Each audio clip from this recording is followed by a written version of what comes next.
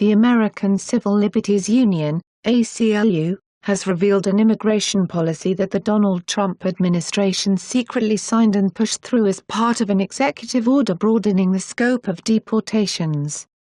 The policy could allow the federal government to publicly release the personal information of any foreign visitor to the United States. The ACLU is an advocacy group that fiercely defends the constitutional rights that every person within America's borders has, regardless of their nationality or immigration status.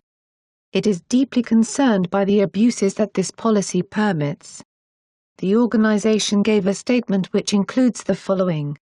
Over the last month, the Trump administration has waged a war on the rights of immigrants and foreigners, including by issuing a policy that strips away basic privacy protections that have been provided by Democratic and Republican presidents for decades. The policy could let the Trump administration release the names and private information of non-U.S. citizens, including refugees, college students, tourists, and people here on work visas. The new policy could also make it easier for Immigration and Customs Enforcement to obtain information from other agencies that can be used to detain or deport people. What the executive order did was exclude all of these people from receiving the protections of the Privacy Act of 1974, which limits the government's sharing of personal information without permission. There are all kinds of personal information about non-citizens that the federal government collects that could be vulnerable to disclosure. Those who submit immigration applications, such as applications for student or fiancé visas, could have their personal information, including home addresses, shared publicly, threatening their safety. Immigrant workers who report violations of workplace laws to the Department of Labor could have their information more easily disclosed to hostile employers or immigration enforcement officials.